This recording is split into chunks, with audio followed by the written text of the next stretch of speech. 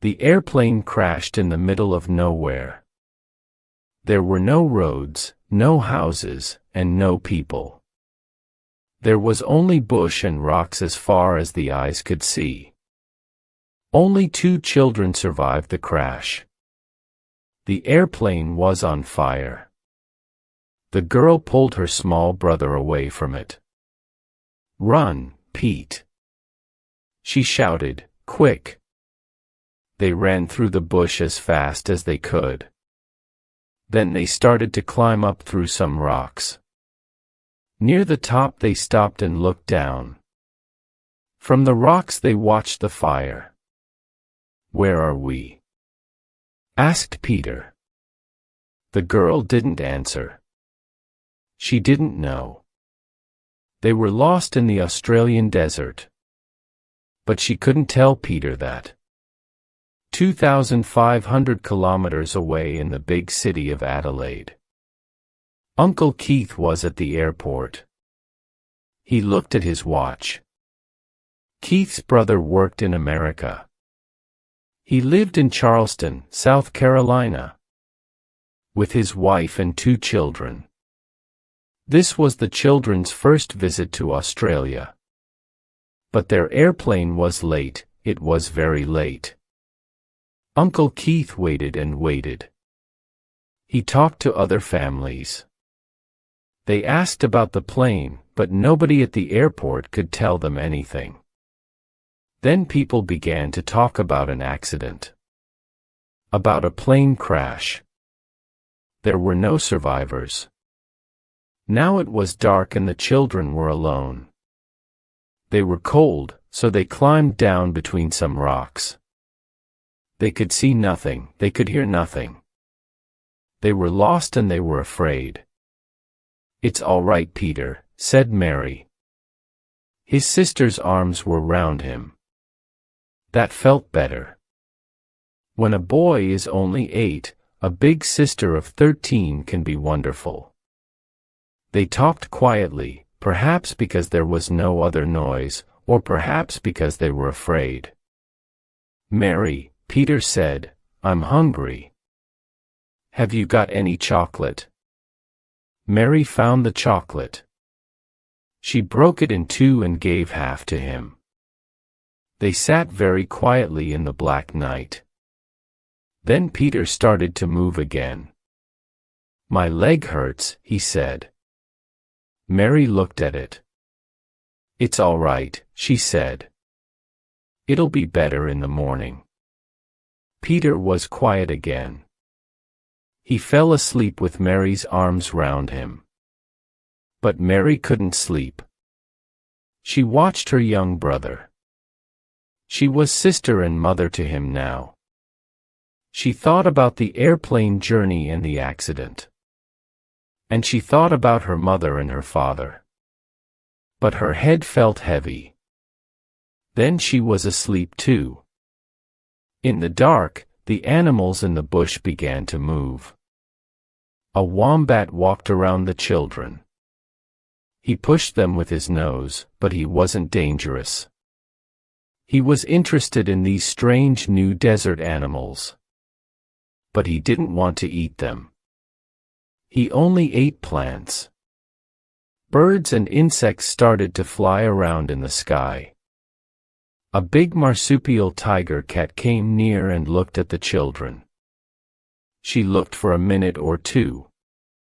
But these strange animals were very big. Her young babies couldn't eat them. So she walked quietly away. In the east, the sky was gray. It was the beginning of another day. Then the sun came up. It brought new colors to the bush, greens and whites and reds and yellows. Many people think that the desert is one boring color. They think there are no plants.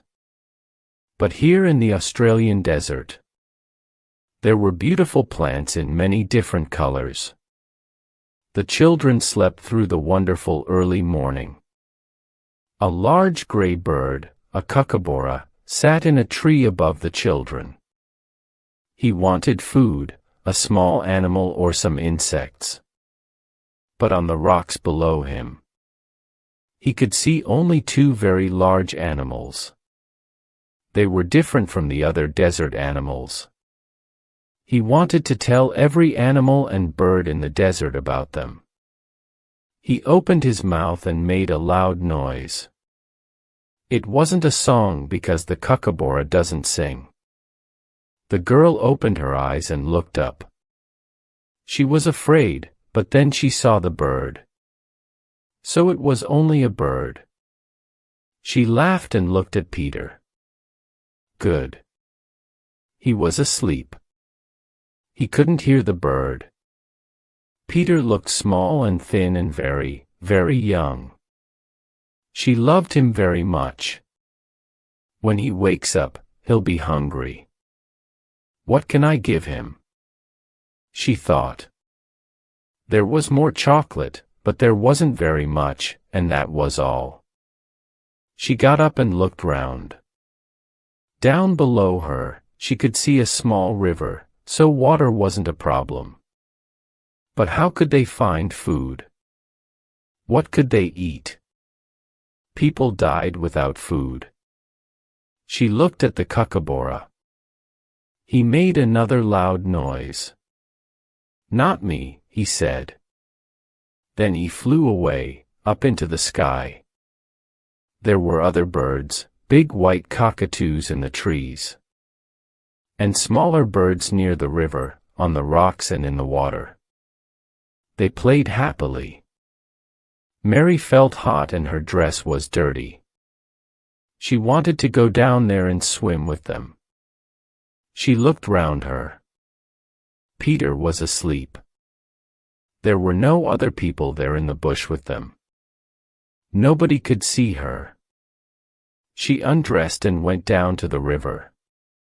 The green water was wonderful and clean. She laughed and played. She swam under the water so the birds could see only her long hair.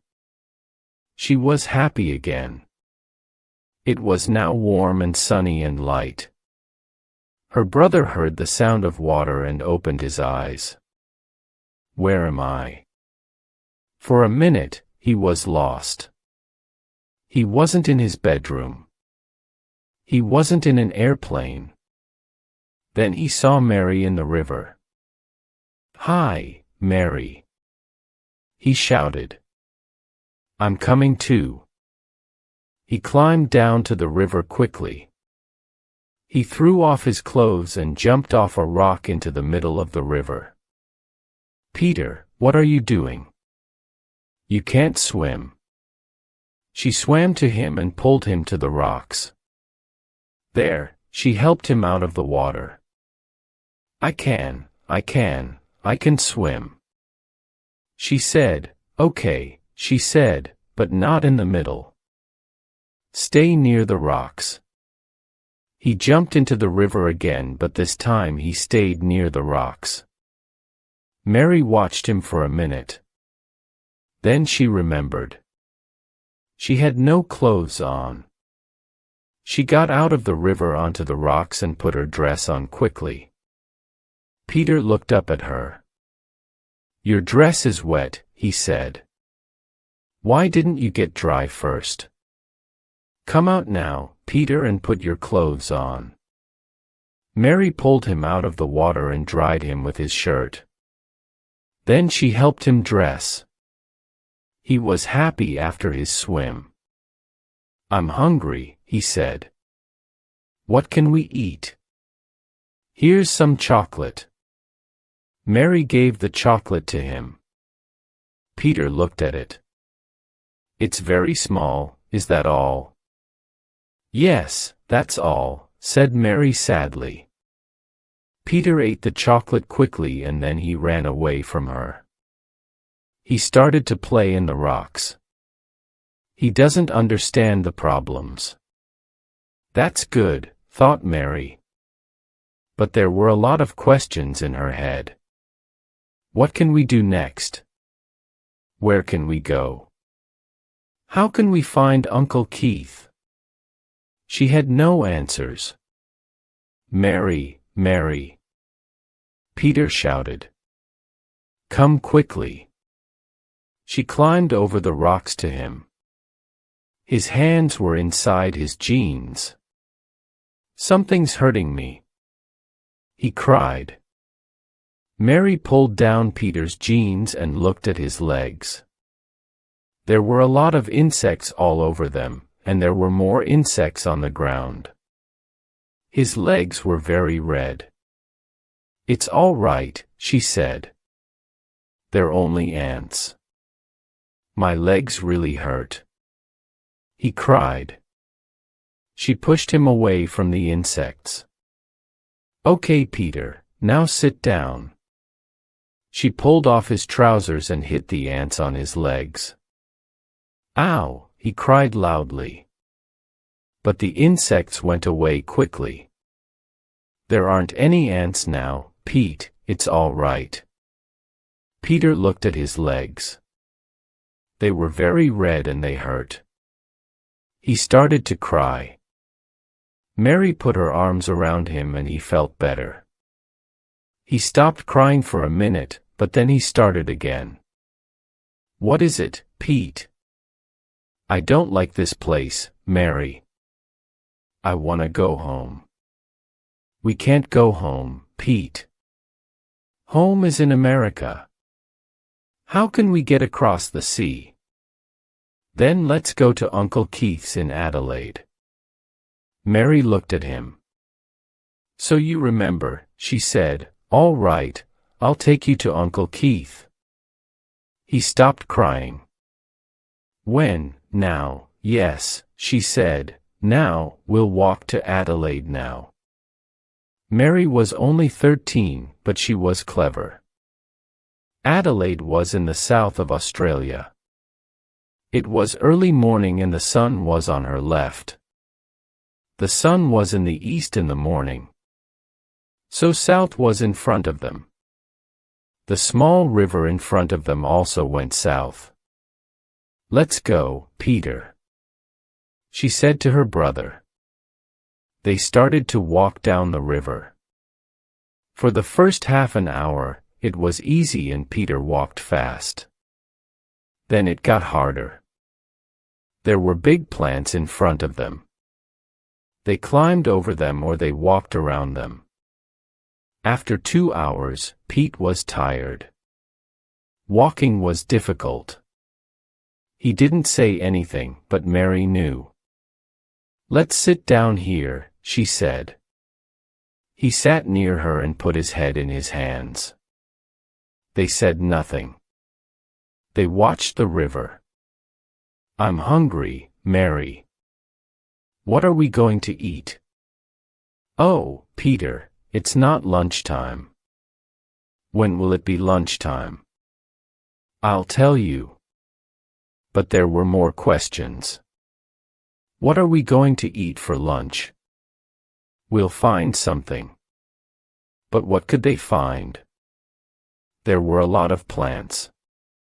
But they didn't have any food on them. Quickly, Mary got up. "All right, let's find some food." Peter jumped up. "Great idea," he said. They looked in the river, but they couldn't find any fish. The fish were asleep at the bottom of the river. They looked in the trees for birds. But birds in the Australian desert sleep in the day. They looked in the bush for animals, but the animals were asleep in the rocks. They didn't find any food. "I don't like this game," said Peter. "I want to go home." They walked and walked.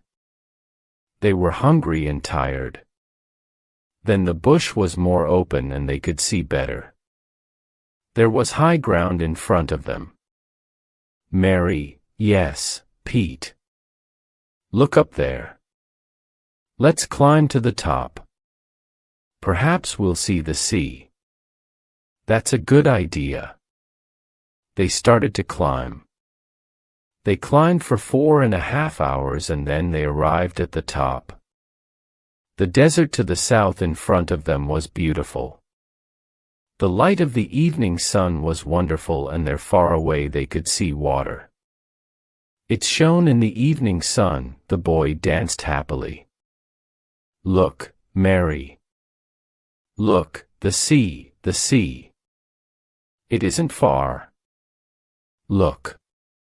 Don't look, Pete, she said quietly. She put her arms around the little boy. I'm very, very sorry. It wasn't water. Mary knew that. It was the great Australian desert. Hundreds of kilometers of it. We can't walk to the sea today, Pete. Let's find a place for the night, said Mary. She got up and pulled Peter to his feet. We'll walk to the sea tomorrow. Tomorrow we won't be hungry. The next morning Mary woke up first. She looked up at the birds in the sky. Then Peter woke up too. Mary, let's go. Let's walk to the sea. First we have to look for food, said Mary. We have to take some food with us on our journey. Good idea, said Peter. I'm very hungry. They looked and looked for food. For a long time they found nothing. Then Peter shouted. Look, Mary, fruit. There was a tree with round balls of fruit on it. Some of the balls were green and some were red. Mary thought carefully for a minute. You could get ill from some fruits, but they had to eat. She ran to the tree. She ate a green fruit and it was good. Then she ate a red fruit. It was better. Try these, Peter. They're nicer. The children ate and ate. That's good, said Peter. I'm not thirsty now. We don't have to carry water. We can take some of these with us.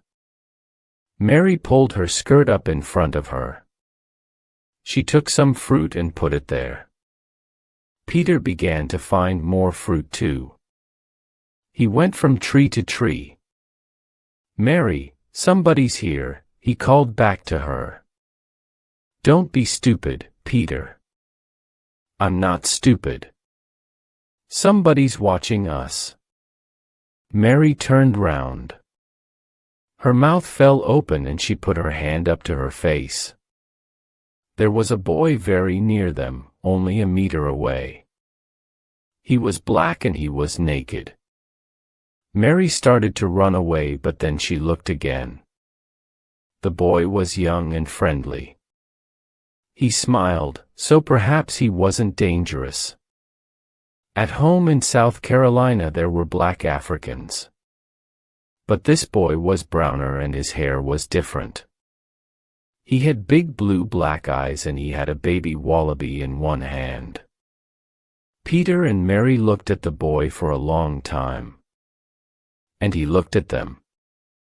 Nobody spoke and nobody moved.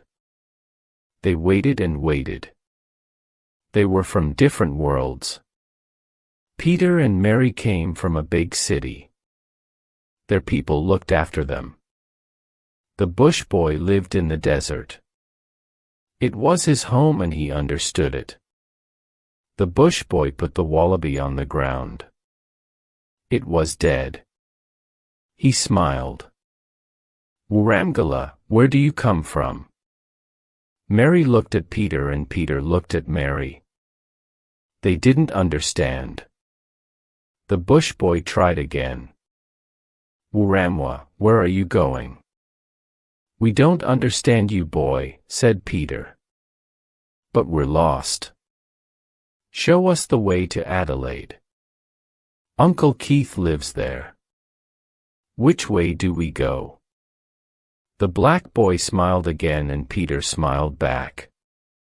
The boy went to Peter and felt his face. Then he put his hand on Peter's hair.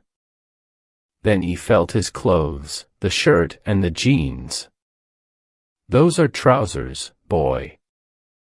Why haven't you got any? You're naked. It's not right, aren't there any shops here?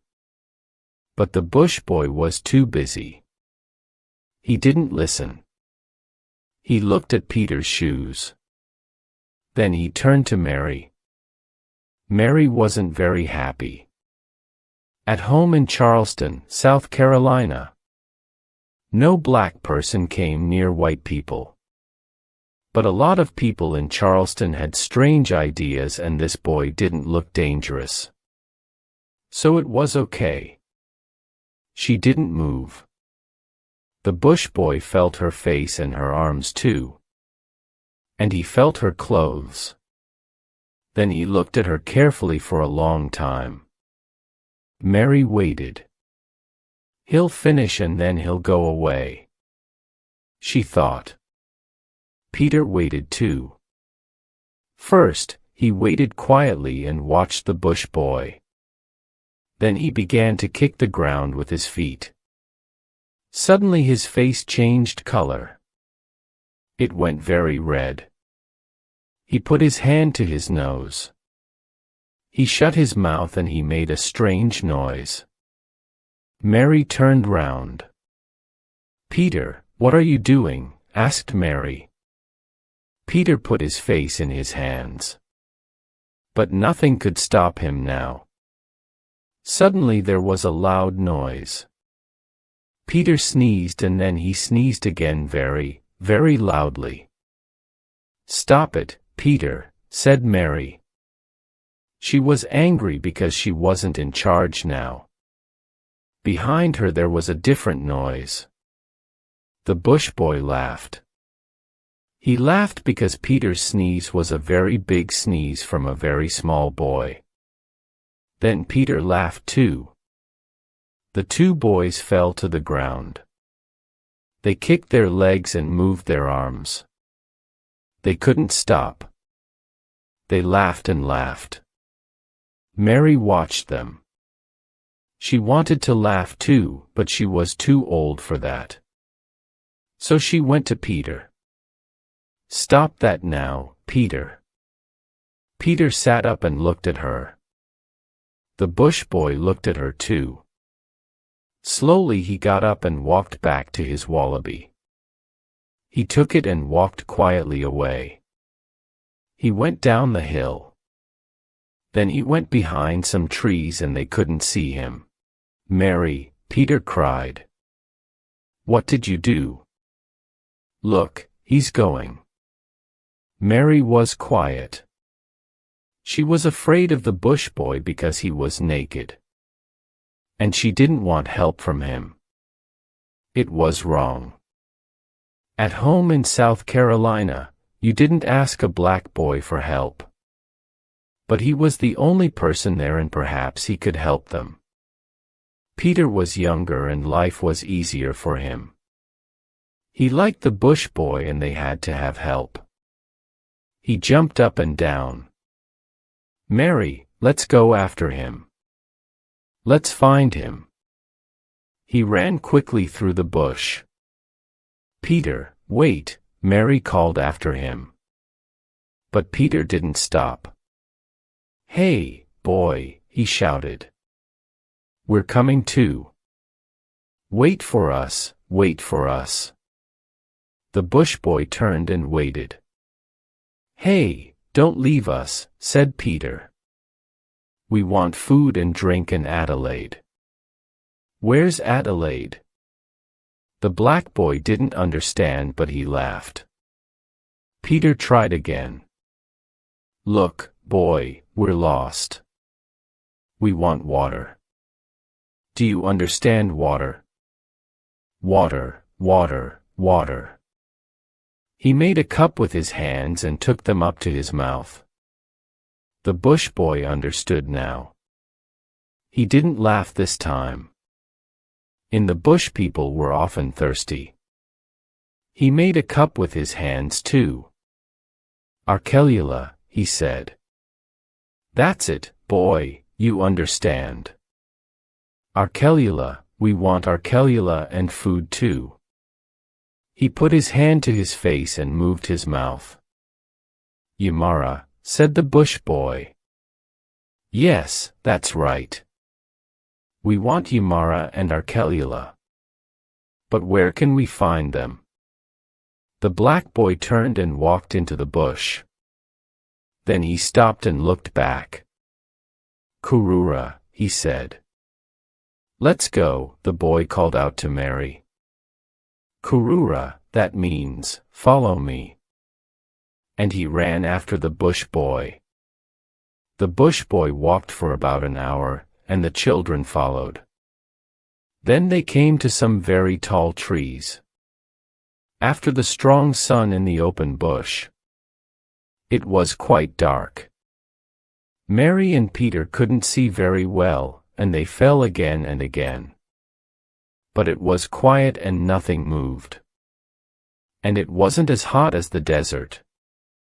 The bush boy walked quickly.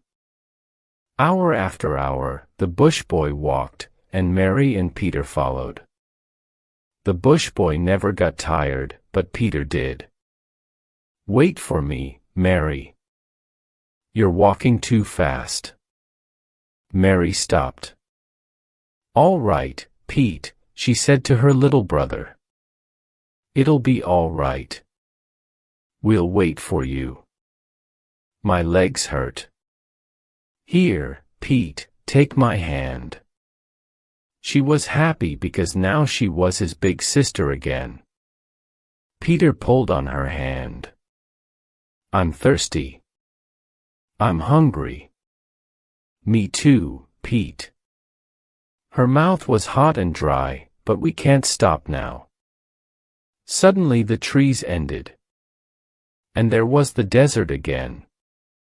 Kilometers and kilometers of desert. With its hot sun and no water. "Kurura," said the bush boy. He left the trees and started to walk in the desert. But Mary stopped. "Where's the food? Where's the water? It's too far for us. We'll never find it." She sat down under the last tree before the desert. And Peter sat down next to her. The bush boy came back. He spoke quietly in his strange language. But they understood. "You have to follow me or you'll die. There's water. It's not far now. Look over there." With his hand, he showed them some rocks and a small hill. "But that's a long way," said Mary. The desert was hot, but here under the trees, it was nice. It was easier to stay here. And was the bush boy right? Was there really water in those rocks? In the middle of the desert? "Arkelila," the bush boy said again and again. Mary looked harder. It was dark round the bottom of the hill. Why? Were there bushes, green trees and bushes? "There is water there, Pete. Trees are only as green as that when there's water." She jumped up and the three children walked out, into the desert. The sun went down before they arrived at the hill. But there was a little light. And they could see the green bushes. They walked through them. "Arkelila," said the bush boy and smiled. Mary and Peter were excited. They could hear water. It was very near. Peter wasn't tired now and he ran in front of them. "It's water, Mary." "Water," he shouted. "Arkelila," said the bush boy again. Peter was on the ground with his head in beautiful, clean water. Mary sat down on the ground next to him. And the two white children drank. They drank and drank. The water was good, but it was warm. The bush boy sat next to Mary. With his hands, he took water from the bottom. of the river. Mary did the same. Now the water was colder and better. The bush boy drank only a little. Then he stood up. He climbed up the hill and sat on a rock.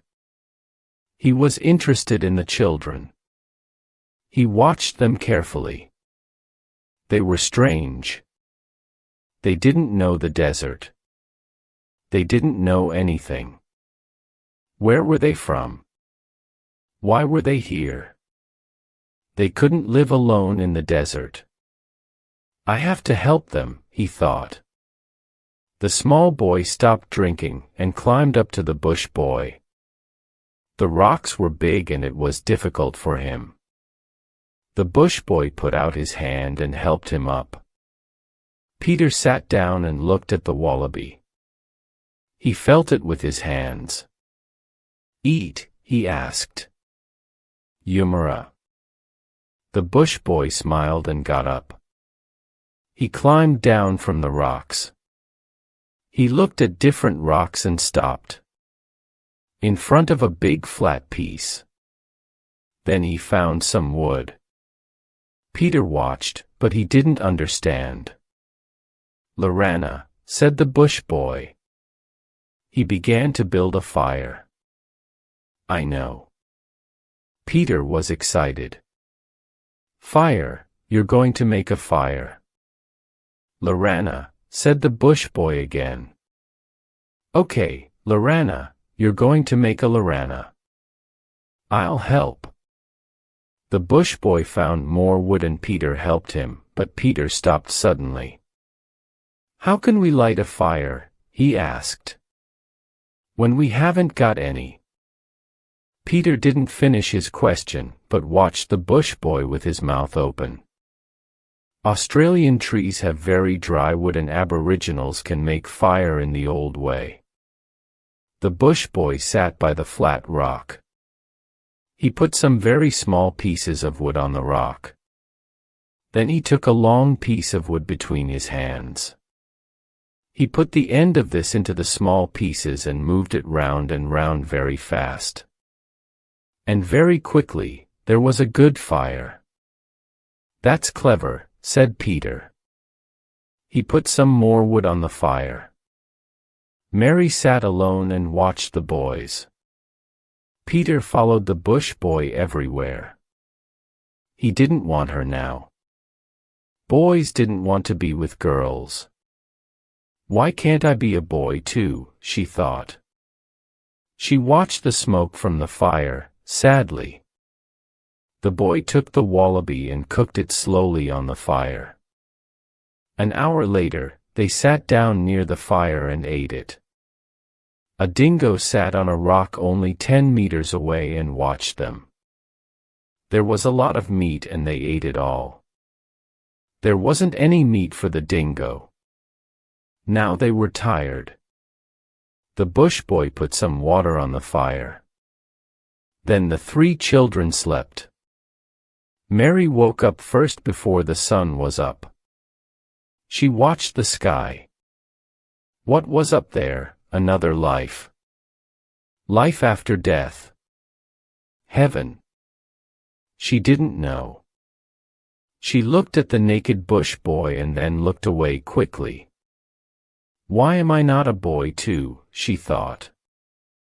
Life is easy for boys. She thought about life in the bush with the black boy. He knew the desert and he could survive. That was good. Then Peter woke up. He sat up and looked at Mary and then at the bush boy. How can we get to Adelaide, Mary? Will the boy take us? At home in South Carolina. She usually knew the answers to Peter's questions. But here in the bush, she didn't. I don't know, she said. Perhaps he doesn't know Adelaide. And how can we ask him? We don't speak his language. There were other questions about the boy in Mary's head too. Why was he alone in the desert? Where was his family? What was best for her and Peter? She didn't have any answers. "Let's wait and see," she said to Peter. "I'm not in charge now," she thought. And then she felt better. She closed her eyes and fell asleep again. She woke up after about 2 hours. Half asleep, she could hear the boys. "What are you laughing at, Peter?" she called. But Peter couldn't hear her, so he didn't answer. He shouted and played with the bush boy in the water. Mary sat up and saw the two boys. Peter looked back. "Mary," he shouted. "Come here and play with us." Later, she shouted back. When it's warmer, Peter ran after the bush boy. They ran round some rocks. Then the bush boy stopped suddenly. "Warwara," he said, excited. On the ground there was a brown ball. It was the top of a plant. Peter felt the brown ball with his hand. "Yamara?" he asked. The bush boy smiled. Yes, it was food. He pulled the strange plant out of the ground. The bottom of the plant under the ground was green, and there was also a pretty flower. The bush boy was happy. It was good food. They ran into the desert and looked for other warwara. Mary waited alone. Then she went down to the river. She swam and played in the water. Half an hour later, she heard the boys. They were back. She got out of the water quickly and put on her dress. The boys had 20 or 30 warwara in their arms. But now, Peter was naked too. "Peter, where are your clothes?" "Oh, Mary, stop being big sister. Do this, do that." "Peter," she said, "come here." She had her brother's trousers in her hands. "Oh, Mary, it's too hot. I don't want any clothes." "Put them on," she said. Peter wasn't happy, but he went to Mary. He looked at her. "Okay," he said. "I'll wear the trousers, but not the shirt." Later they found wood and made a fire. The bush boy taught Peter to move the big piece of wood fast on the small pieces. Peter tried very hard. It took a long time, but in the end, the fire was red. "It's easy," Peter shouted happily. They cooked the warwara and they were very good. Mary watched the black boy. He was clean and strong. That was good. But why was he naked? Where were his clothes? She didn't understand. Everything was different in her world in South Carolina. After the food, they felt good. Peter put his hands on his stomach. It was very big now and he started to laugh. The bush boy laughed and put his hands on his stomach too. Then he stood up and started to do an Aboriginal dance. First it was slow, but then it was faster and faster. And then it was stranger and stranger. He danced round and round the fire. Then he stopped in front of Mary. He looked at her and she looked at him. Nobody moved. Mary was suddenly afraid and her eyes were wide open. The bush boy's eyes were wide open too. He wasn't afraid, but for the first time he saw a girl. Mary was a girl, a lubricant. She wasn't the same as Peter. Then the boy saw something in the girl's eyes. It was dark and strange. She was afraid to him that could mean only one thing. The girl saw death, his death. For the bush boy and for his tribe. There was a life plan. You were born and then you walked with your tribe. After that you walked alone on your walkabout. Then you were a man and you lived with a woman. And after that you died. It never changed. That was life. Now the bush boy walked alone. He was on his walkabout. He had to live in the desert alone for 6 months. He had to find food and water. He had to kill animals and find fruit on the trees. Every day was dangerous for him. After his walkabout he was a man.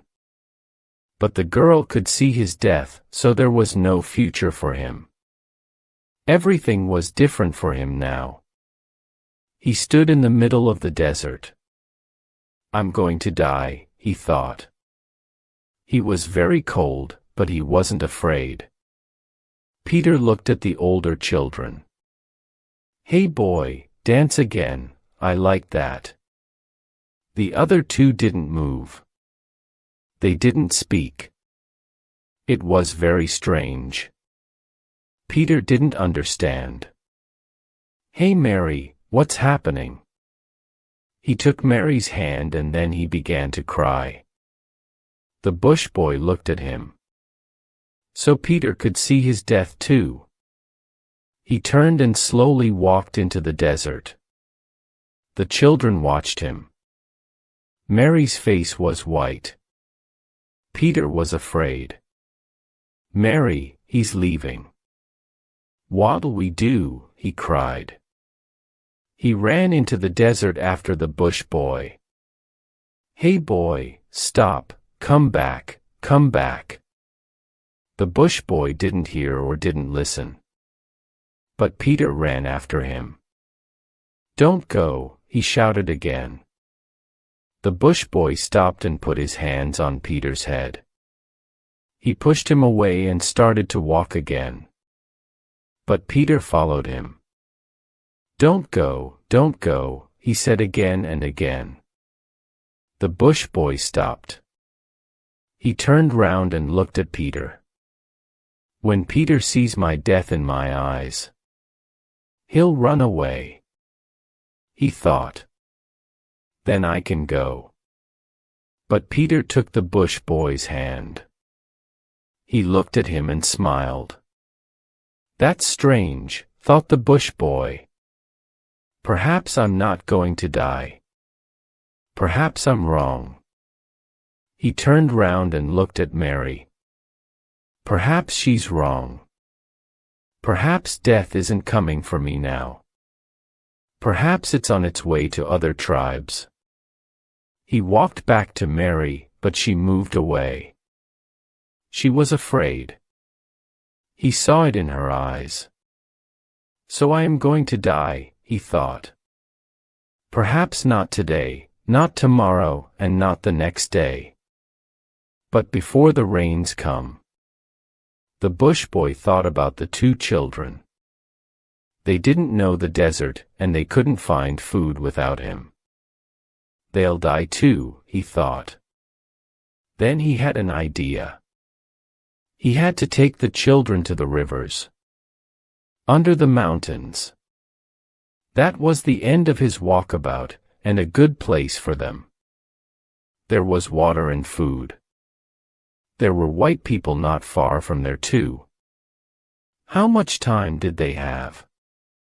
Not much perhaps. They had to go quickly. He put out the fire and took the warwara in his arms. Kurura, he said. He walked into the desert.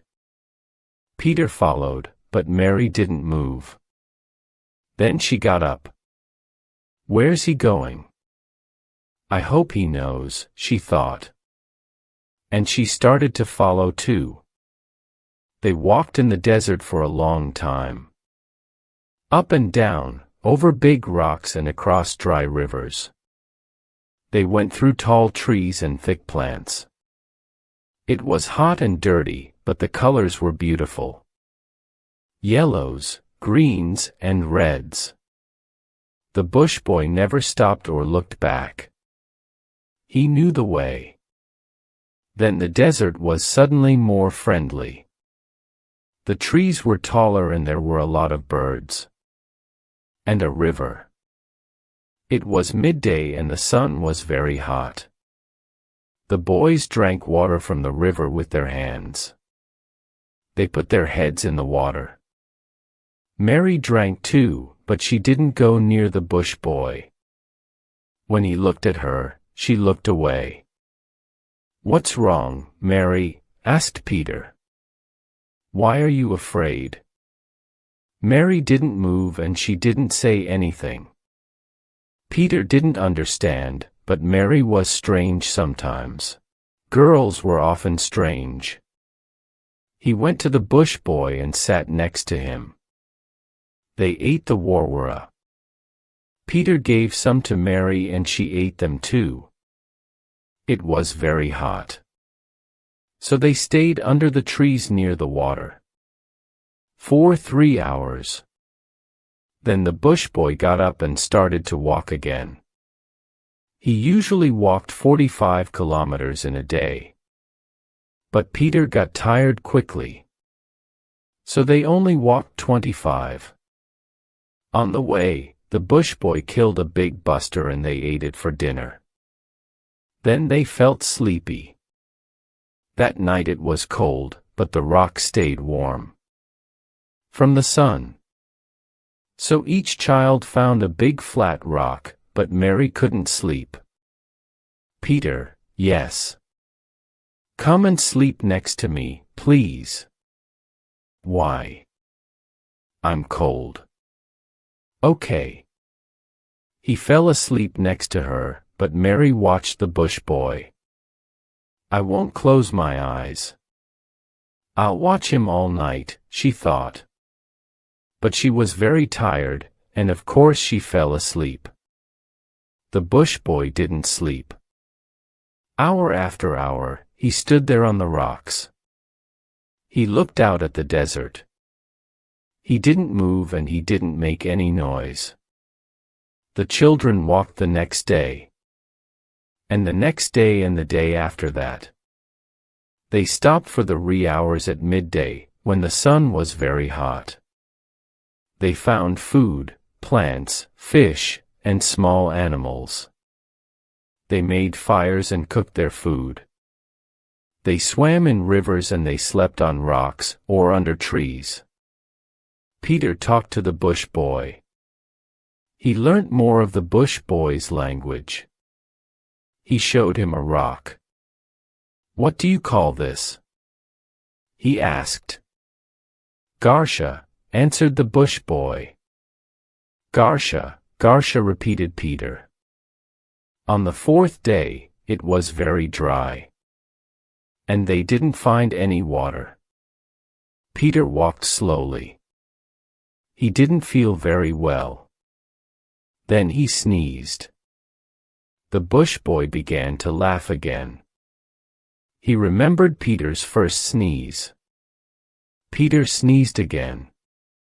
"You've got a cold, Peter," said Mary. "I know," said Peter through his nose.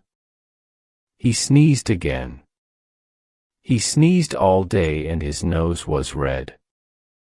Aboriginals never sneezed and never caught colds. The bush boy didn't understand. "What's he doing? What's wrong with him?" asked the bush boy. But of course, Mary and Peter didn't understand the question.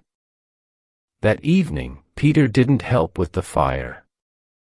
He was too tired and too ill. Mary put her arms round him and in a minute, he was asleep. The bush boy cooked food for the two of them. Then he put out the fire. He was happier. The two children walked well and it was not far now. He found a place to sleep. But suddenly he sneezed. He put his hand to his face. It felt hot. That was very strange. Perhaps he was ill too. In the morning, Peter felt better. He got up and looked for the bush boy. He saw him in the rocks and went down to him. The bush boy stood near some water. He had a large round rock in his hands. He looked at Peter and smiled. "Yerawa," he said, excited. Peter looked. There were a lot of fish in the water. "Is that Yerawa?" he asked. There were thousands of little fish. They swam very fast. "Yerawa," said the bush boy again. "But how can you catch them?" asked Peter. The bush boy smiled again. He threw his rock into the water as hard as he could. The rock hit the water with a loud noise. The water came up round the two boys and over them too. But on the top of the water, Peter saw the fish. Now they didn't move. "Are they dead?" he asked. But of course they weren't. The bush boy jumped into the water. He took a lot of the fish and threw them onto the dry rocks. Then he climbed out of the water.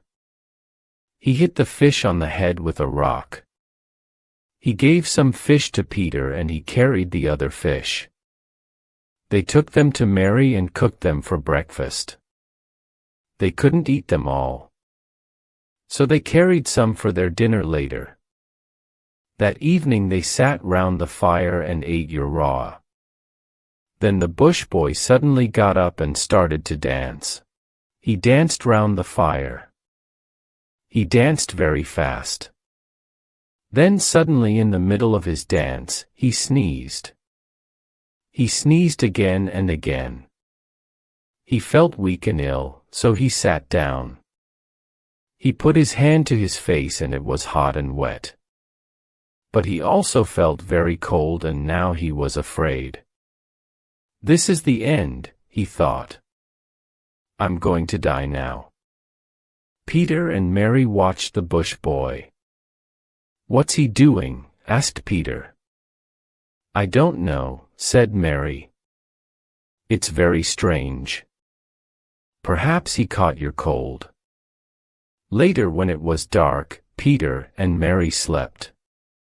But the bush boy stood on the rocks and looked out at the desert again for a long time. The fire was warm and he tried to sleep near it. But he sneezed often and he was very cold. He couldn't get warm. In the morning he didn't make a fire, and there wasn't any breakfast. "Mary, is he ill?" asked Peter. "No, he's not ill," answered Mary. But she didn't really know. Peter went to the bush boy. "Hey boy, are you okay? Let's go, Adelaide, remember? We have to go to Adelaide." The bush boy stood up slowly. Yes, Peter was right. They had to leave. They walked all morning. Nobody said a word. They stopped for lunch and the bush boy found some eggs. 14 big birds' eggs. The children cooked and ate them. The bush boy didn't eat. Then they were thirsty, but there wasn't any water. The bush boy was tired and weak. He didn't move for a long time. Then he got up and started to walk again. That night, Peter and Mary found wood for the fire. Next morning, Peter woke first. He walked down the rocks to the river and had a good swim. He climbed back to the others. "I'm going for a swim too," said Mary. "Can you start a fire, Pete?" "Yes, of course." Peter walked to some trees and began to find wood for the fire. Mary had a long, long swim. The bush boy woke up alone. He felt very weak. "I'm going to die," he thought. "But first, I have to ask the children for help. It's very important." They're my friends, but they don't understand. So I have to teach them about death in my tribe. He heard Mary in the river below and walked down to her. She was in the water and she was naked, without her strange clothes. He watched her long hair in the water. It was very beautiful. Suddenly, Mary looked up and saw him. She was very afraid. She moved away and she found a small rock. I can throw this at him, she thought. Go away, she shouted. The bush boy didn't understand and he came nearer. Stay there, don't come nearer. He saw hate in her eyes. She's not a friend, he thought. I can't talk to her, she won't help me. And the boy won't understand. He's too young, so I'll have to die alone. Slowly, he turned and walked a little way into the desert. He found a sad mugga wood tree. This is a good place, he thought. I'll die here. And only the great red flowers of the mugga wood tree cried for him. Mary went back to Peter. She started to put out the fire. Hey, said Peter. Don't do that. We're going to have breakfast. There isn't any breakfast. What do you mean? Listen, Peter, she spoke very quietly. There isn't any food here. Let's go. What's wrong with you, Mary? Why do you want to go now? The boy will get us some food. Listen, Pete, please, let's go. You and me will be okay. Peter's mouth fell open. We can't leave the boy. He doesn't want to come, Pete. I know he doesn't. I asked him. You didn't, said Peter. You can't talk the boy's language. I'm telling you, she said. That he doesn't want to come. I know. In South Carolina, Peter was never difficult. But now things were different. I'm going to ask him, he said. He ran to the bush boy. Pete, come back, shouted Mary. But Pete didn't stop. Mary sat down sadly by the fire. After about 10 minutes, Peter came back. Mary, the boy's ill, really ill. He's under a tree and he can't get up. Perhaps he's asleep. No, he's not asleep. He's ill. Come and see. No. Mary moved away from Peter. No, she said quietly. I'm not going near him. The day was long and difficult. Mary sat alone. We have to leave now, she said again and again. But Peter didn't hear her. He stayed with the bush boy. He took water to him in his hands. But the bush boy didn't drink. There wasn't any food and the bush boy got weaker and weaker. He's really going to die, thought Peter sadly. I'm going to lose my friend. He took the bush boy's hand. The bush boy said something. Peter couldn't hear, so he put his face near the bush boy's head. Our Kulila. Peter ran and got some water in his hands. But the boy didn't want to drink. He put his hands on Peter's hands. Me. No, I don't want to drink, said Peter. But the bush boy put his hands on Peter's hands again. And then he sat up. He showed him the hills far away to the south. Our Kulila, said the bush boy again. Yamara. Ah, I understand. Over there's food and water. Our Kulila and Yamara, that's great. Thanks. Peter took the boy's hand. Now you can sleep. But then Peter thought of something. He got up and walked to his sister. She looked up. How is he? I think he's really dying, said Peter. Oh, no, no, no, no. Mary put her hands over her face. Peter looked at her. Then he remembered his question.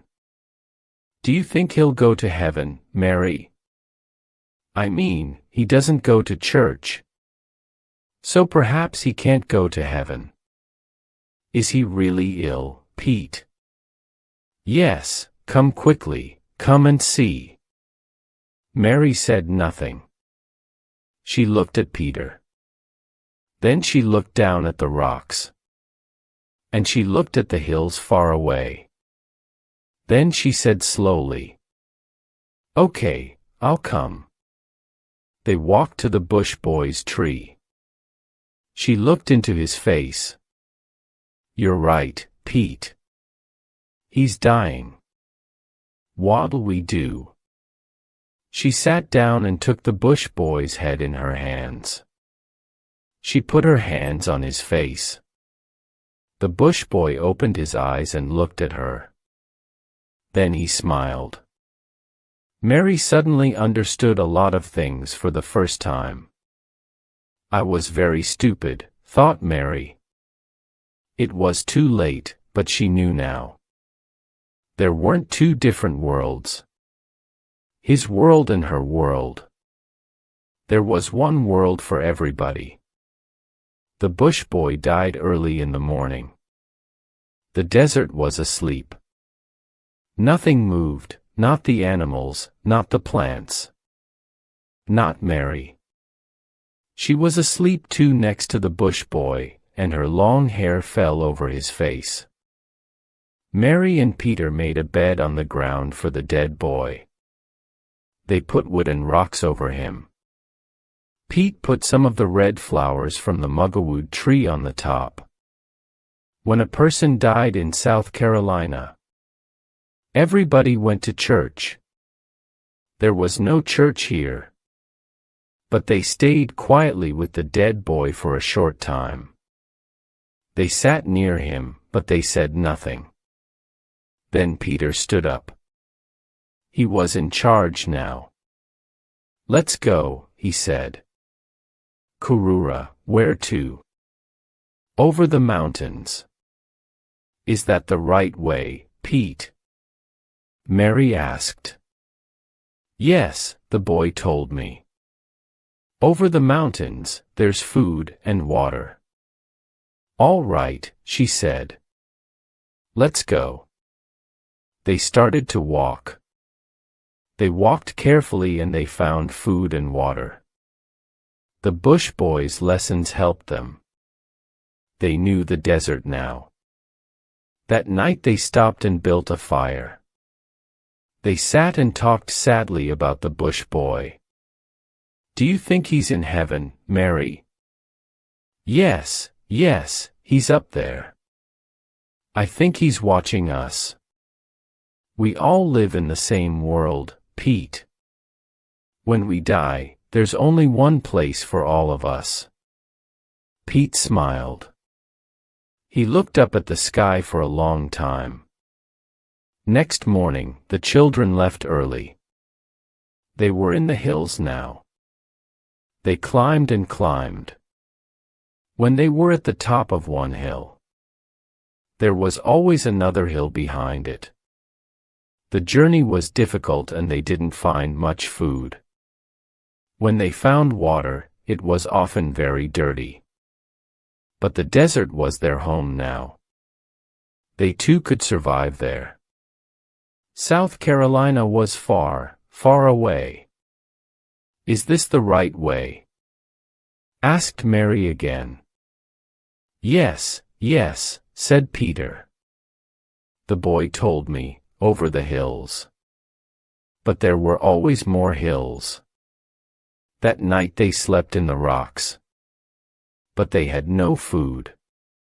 Then the next day, after 3 hours, they came to the last hill. They were at the top. "Look, Mary, Yamara, and Arculula," said Peter excitedly. The boy was right. At the bottom of the hill, everything was green. There was food and water below. Hand in hand, the children started to run down the mountain to the rivers, the trees, and the green plants. The country was very beautiful. It was wonderful after their difficult life in the desert. There was food everywhere and a lot of water. There were birds in the trees and fish in the rivers. The plants and the trees had fruit on them. The children were a little afraid of the big, tall, dark trees. But then they began to play in them. Peter climbed up a tree. "This is great," he shouted to Mary. And then she climbed the tree too. They played all day and they were friends again. On the third day, they saw a koala in a tree. It was a mother koala with her baby. Pete went up into the tree. He took the baby from the mother and gave it to Mary. "There now, play with that," said Peter. The mother koala started to make strange sounds. She wanted her baby. "Oh, Peter, how could you do that, you bad boy?" She tried to give the baby back to its mother. But it caught her dress. It pulled and pulled. Mary's dress came off and fell to the ground. "Oh, my dress," said Mary. She laughed. She felt good now with no clothes on. She was a different Mary now. "I never want to leave here," said Peter on the 6th day. The children played and played. They swam for hours in beautiful blue water. They forgot Adelaide and Uncle Keith. And they forgot their old life in South Carolina. Mary sometimes thought of home in Charleston, but not often. They were very, very happy. On the 7th day, the children found a beautiful, wide river. They sat with their feet in the warm water. "Hey, look over there," said Peter. "Smoke, there's a fire." "And people," said Mary. "Yes, people. How many are there?" "3, I think." "Let's make a fire too. Then they'll see us." "Okay." They found wood and built a fire. The 3 people saw the smoke. They ran down to the water and started to swim across the river to Peter and Mary. "They're coming, Pete." Mary was excited, but also afraid. She didn't have any clothes now. She couldn't say hello without any clothes, not to white people. "Do you think they're white, Pete?" Peter looked carefully. "No, I think they're black." "They're the same as the boy," he said. She felt better. They stood near the river and watched. They saw a family of Aboriginals. A father, a mother, and a young girl. And on the father's head, there was a baby. The mother and daughter swam with food and other things on their heads. There was a dog with them too. They came near and climbed out of the water. They were friendly and they smiled at Peter and Mary. The woman gave Mary some food. Peter played with the dog. The black people talked and talked. Mary didn't understand very much, but they talked with their hands too, and she watched carefully. "Wait a minute," thought Mary. "They're telling me something. Is that a house?" Are those people? Yes, they're trying to help us. Pete, she said. They know we're lost. They're telling us about houses, about white people. They live over there. But where? Oh, where? Then the black man made a map on the ground. He showed her a mountain, a road, and a house. He showed her a place for the night. They could sleep there. And he showed her food and water.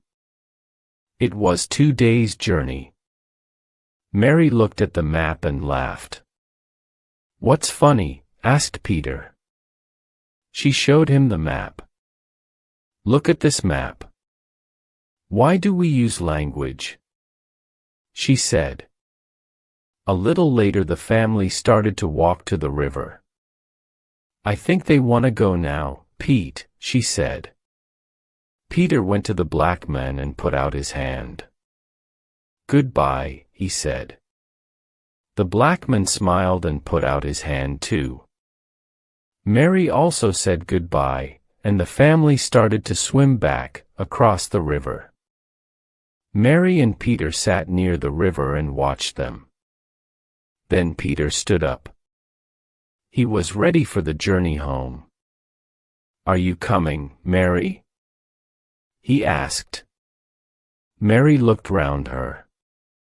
Oh, Pete. What's wrong now, Mary? Mary started to cry. It's really, really beautiful here. I know, said Peter. I'll always remember this. He looked round at everything too. Then he turned to Mary. But we have to go, Mary. Let's go home, Karura.